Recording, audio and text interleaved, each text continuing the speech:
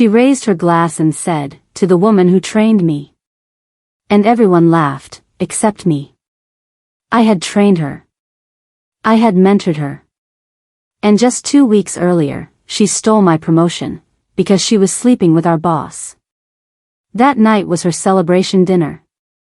And it was also the night she handed in her resignation. She just didn't know it yet. But let me tell you how it got to that moment. The CEO called a Monday all-hands meeting. I already knew the announcement was coming. I'd been in the running for director of strategy for months. My proposals were solid. My client relationships were strong. Everyone expected my name to be called. He smiled and said, "Let's all congratulate Sophia." I blinked. Sophia? The room went silent. People turned to look at me, then at her. She stood up from the back row, smirking like she'd won the lottery. "I'm honored to be stepping into this new leadership role," she said, her voice carrying across the stunned room. My stomach dropped. 2 weeks ago, I was her supervisor. She reported to me. She asked me to review her basic PowerPoint slides. Now she was my boss? I forced a smile and clapped along with everyone else, but inside I was screaming. This couldn't be real. This couldn't be happening. I looked at the VP, hoping for some explanation, some sign that this was a mistake. He wouldn't meet my eyes. That's when I knew something was very, very wrong. By noon, the office was buzzing. Whispers followed me down every hallway. Slack messages pinged constantly. Side eyes from coworkers who felt just as confused as I did. "Did you hear about Saturday night?" someone whispered near the coffee machine. My ears perked up. I pretended to check my phone while listening. Sophia was spotted leaving the VP's apartment building. My neighbor lives there. He's married. She's 25. The pieces started clicking together in the worst possible way. That evening, I stayed late to finish a client proposal. The office was empty, or so I thought. I walked past the conference room and saw light spilling from under the door. Inside, Sophia sat at my computer, editing my presentation deck. The one I'd spent 3 weeks perfecting. She was changing the author name from mine to hers. "Sophia?" I said, opening the door. She didn't even turn around. "Emma," she said casually, "I'll need you to present this next week." Under my name, of course. My hands clenched into fists. I wanted to scream. I wanted to grab her shoulders and shake her until she admitted what everyone already knew. Instead, I smiled. "Of course," I said, walking past her calmly. But in that moment, something inside me broke. The part of me that believed hard work and fairness mattered. The part that trusted the system to reward merit. And something else clicked into place. Something cold and calculating. If this company thought I was going to stick around and be her footstool, if they thought I'd quietly accept being demoted while she climbed over my back, they were about to learn something important.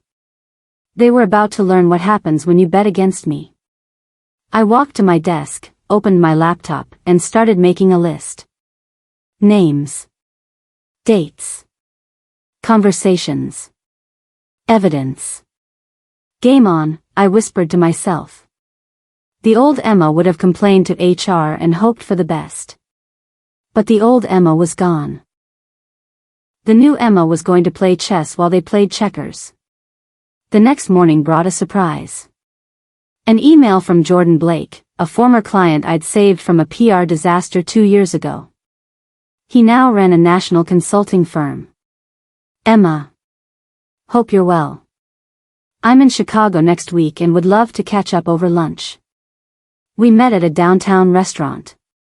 Jordan looked successful, expensive suit, confident smile, the kind of presence that commanded rooms. "I've been following your career," he said over salad. "That Morrison campaign you handled? Brilliant work. I thanked him, wondering where this was heading. He leaned forward. I'm expanding my strategy division. Looking for someone to run the Chicago office.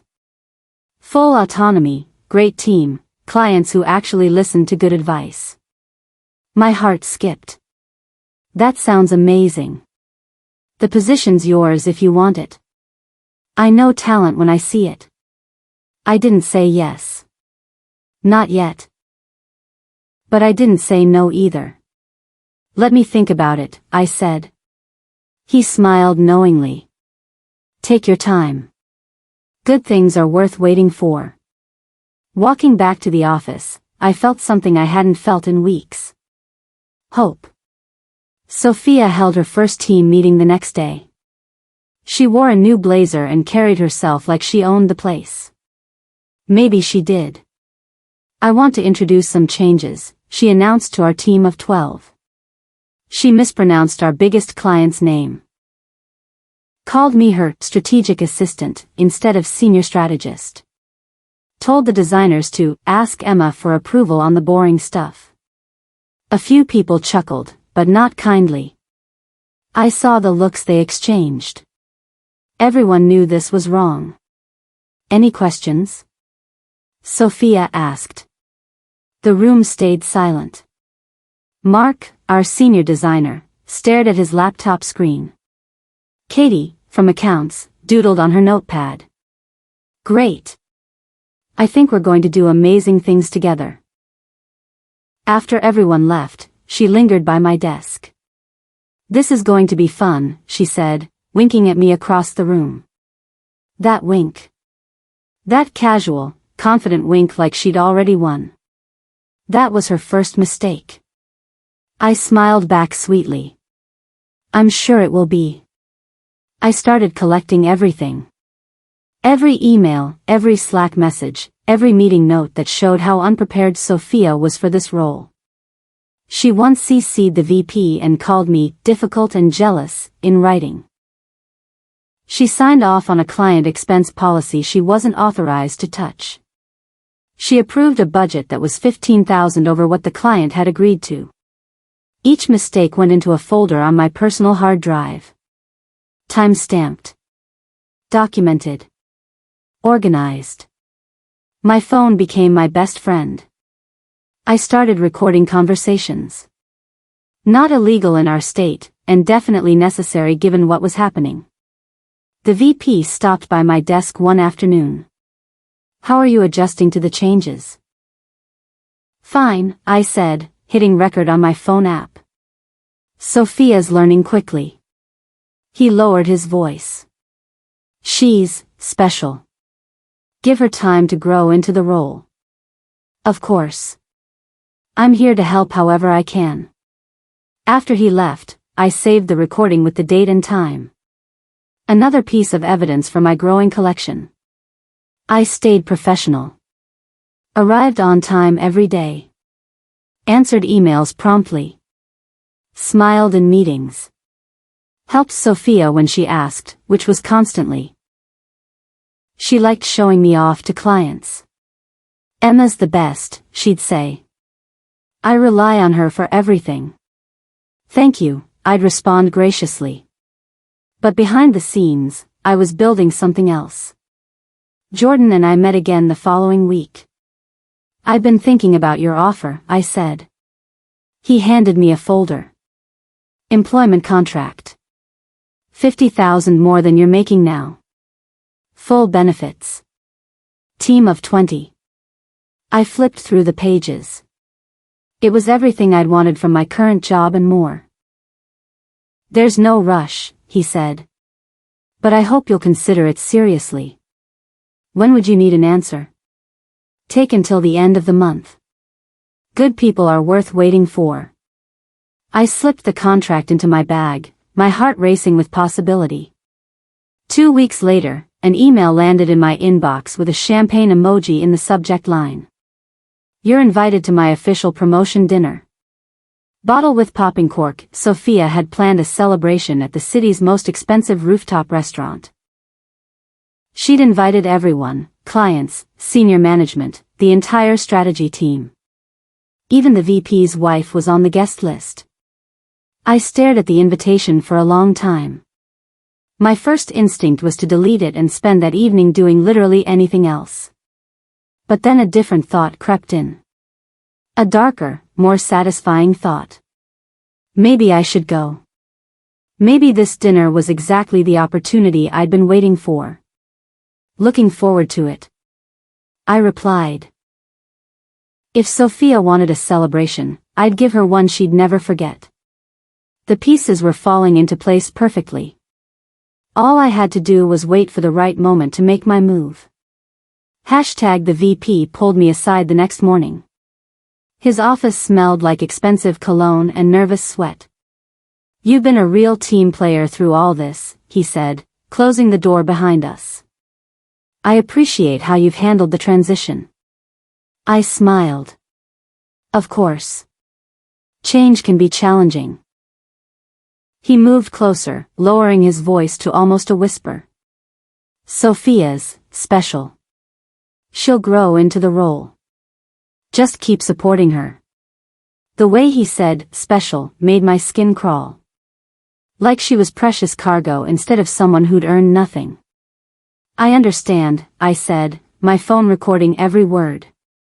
He put his hand on my shoulder. You're a valuable asset, Emma.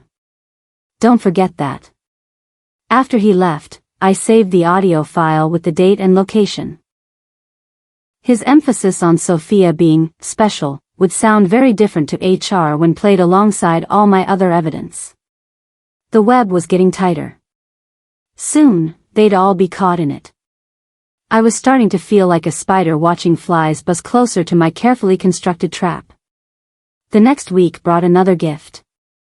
Sophia asked me to fix a broken client file that wouldn't open properly. Your old system is so complicated, she complained, shoving her laptop toward me. Just make it work. I opened the file. It wasn't broken. It was corrupted because someone had tried to edit permissions they didn't have access to. When did this happen? I asked innocently. Yesterday. I was trying to update the client notes.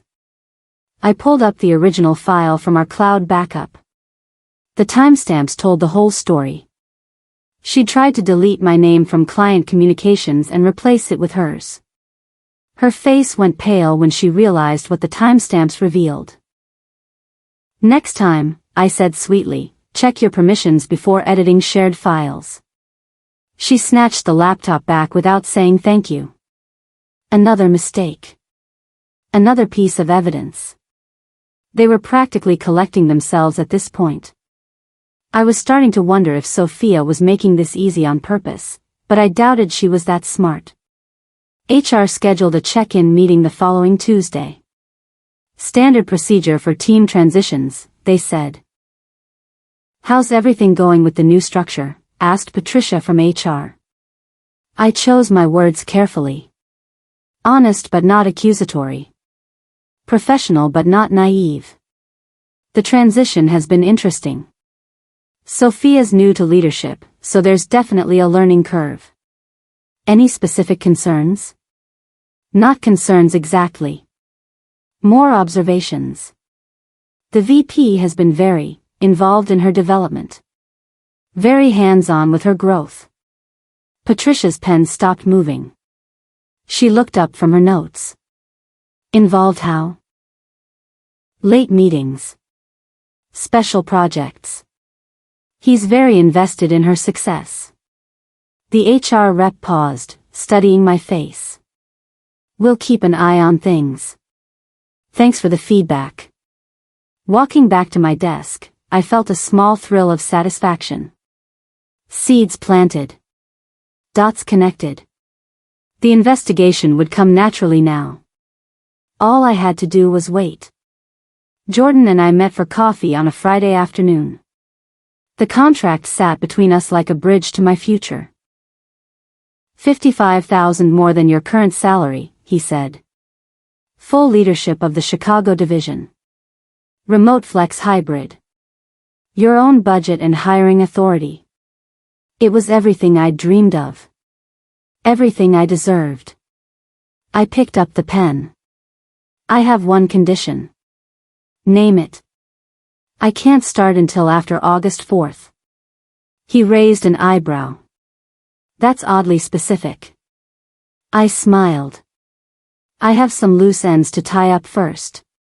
August 4th was Sophia's promotion dinner.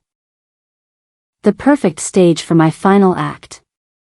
Deal, Jordan said, extending his hand. I signed the contract with a steady hand and a clear conscience. By the time Sophia realized what was happening, I'd already be 3 steps ahead. The trap was set. Now I just had to wait for her to walk into it. Are you loving this revenge story so far? If you're as hooked as I was living through it, smash that like button and subscribe for more jaw-dropping workplace justice stories. Trust me, you won't want to miss what happens next at that dinner. Sophia's passive-aggressive games escalated over the next 2 weeks. She started copying me on pointless emails about office supplies and meeting room schedules. She nitpicked reports I'd written months before she was promoted. During a client Zoom call, she publicly corrected me about a timeline that I knew was accurate. Actually, Emma, that project launched in March, not February, she said with fake concern. I pulled up my calendar on screen. You're right, I misspoke. It was March 3rd. It wasn't, but I apologized anyway. After the call, I checked my records.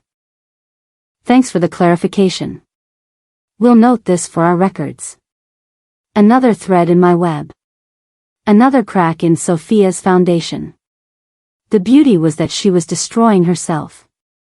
I just had to document it. Chloe, one of my junior analysts, pulled me aside after a particularly brutal team meeting. This is insane, she whispered, glancing around to make sure we weren't overheard. She keeps taking credit for your work. What do you mean? The Peterson pitch deck? The Morrison strategy brief? She's been telling people she created them. My blood started to boil, but I kept my voice calm.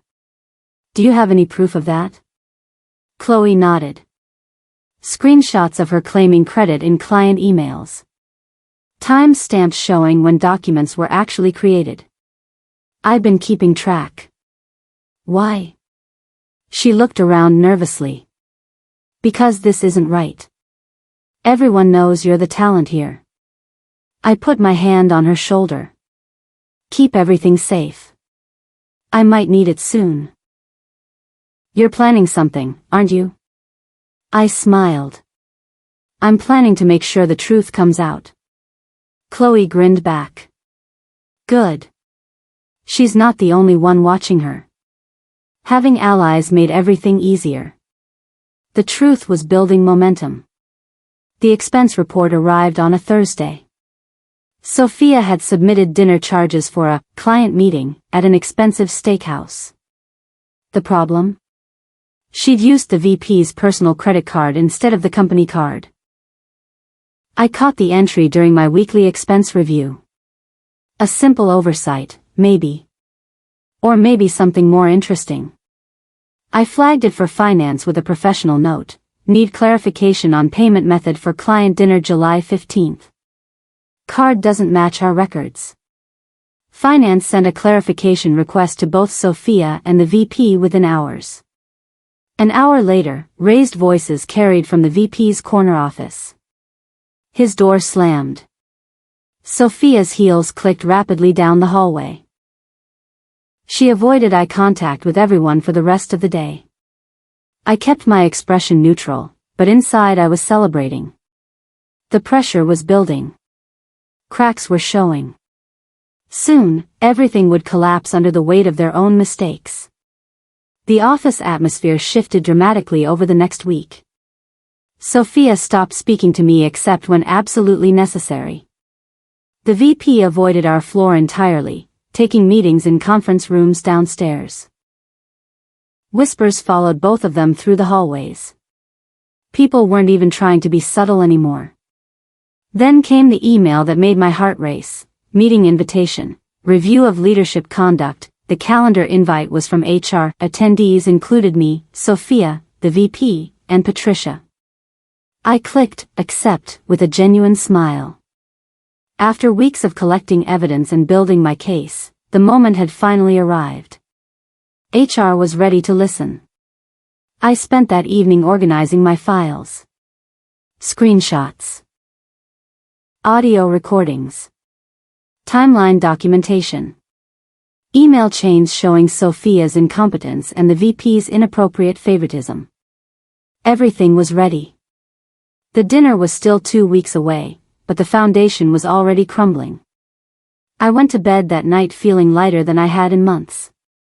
Justice was coming. The rooftop restaurant overlooked the city lights like scattered diamonds. I wore my best dress, dark emerald green that made me feel powerful, and heels that clicked confidently across the marble floor. Sophia was already tipsy when I arrived, laughing too loudly at something the VP whispered in her ear. She wore white like she was getting married instead of celebrating a stolen promotion. "Emma," she called out, waving me over. "You look amazing." "Thank you. This place is beautiful." The guest list was impressive. Major clients, senior management, even the VP's wife looking elegant but tense near the bar. Sophia stood up, champagne glass raised high. "I want to thank everyone for being here tonight." The room quieted down. "To women in leadership," she announced. "And to the mentors who made it hard enough that we had to fight for everything we got." People clapped politely. The VP's wife stared into her wine glass. I raised my glass with everyone else, but my smile was different now.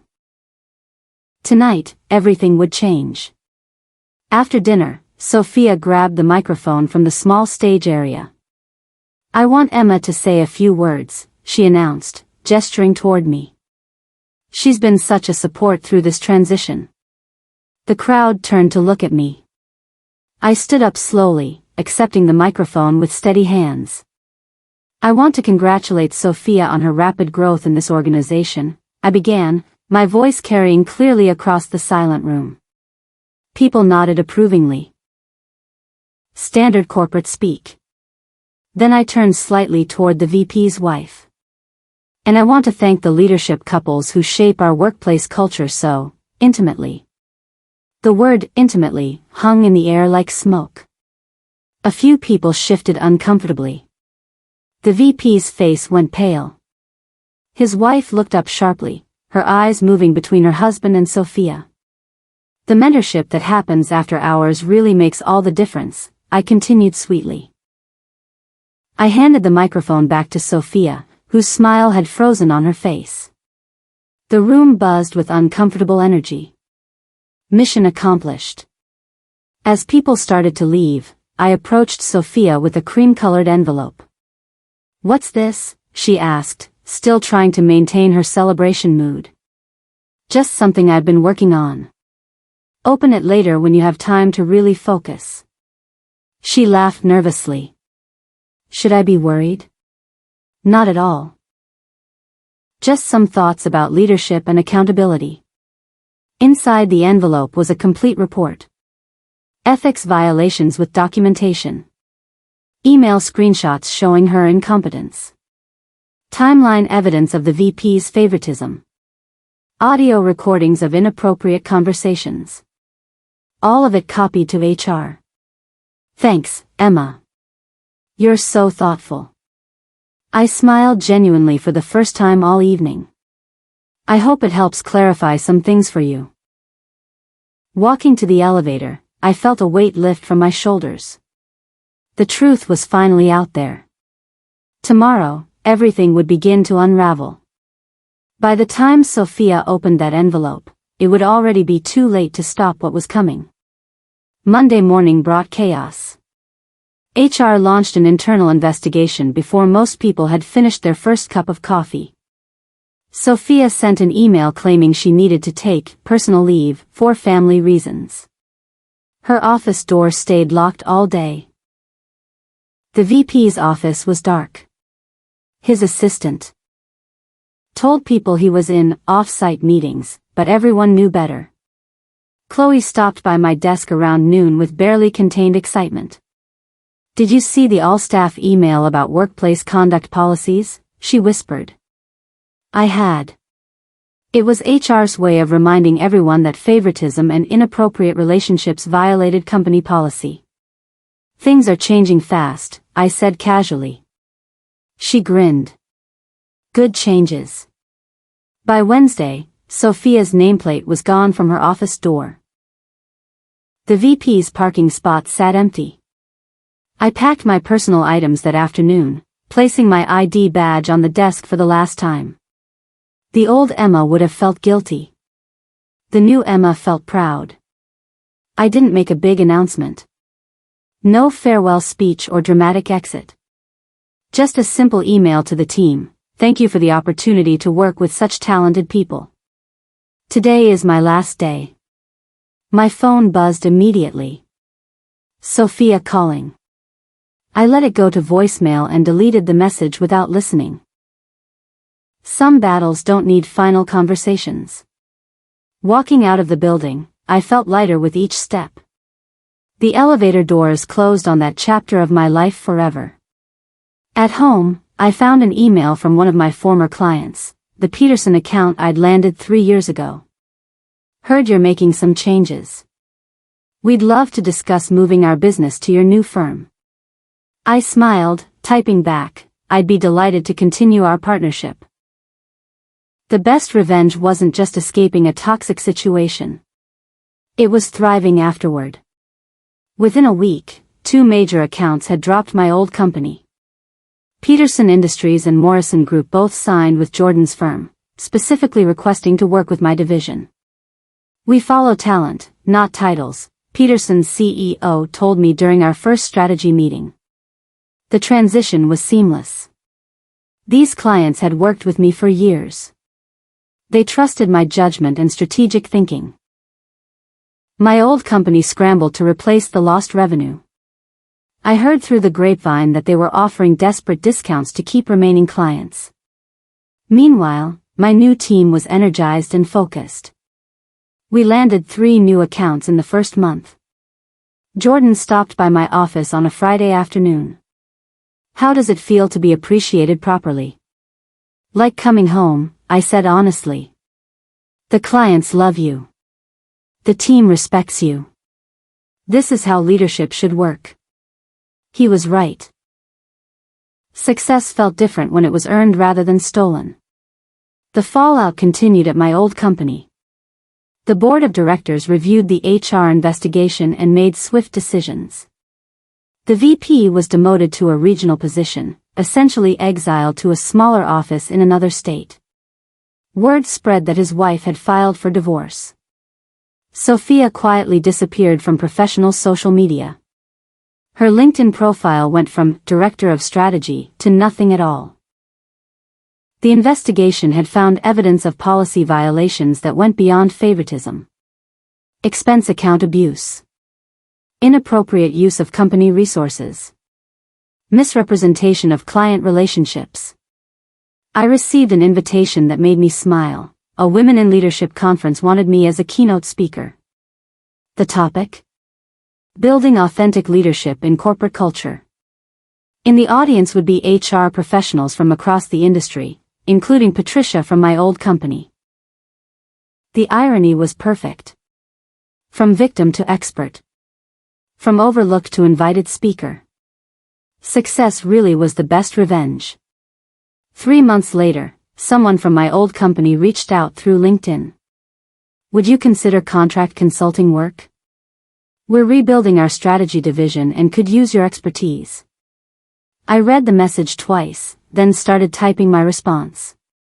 "Thank you for thinking of me. Unfortunately, I'm fully booked with current client commitments." It was true. My division was thriving. We had more work than we could handle and a waiting list of potential clients. But even if I'd had the time, some bridges are meant to stay burned. I deleted the message and closed LinkedIn. That evening, I walked through my new office one more time before heading home. 20 people on my team. Clients who valued our work. Projects that challenged and excited me. This was what leadership looked like when merit mattered more than politics. I walk into my new office every morning with something I didn't have before: peace. No bitterness towards Sophia or the VP. No anger about what they tried to do to me. Just clarity about what I deserved and the satisfaction of having fought for it. The best part isn't that they failed. It's that I succeeded.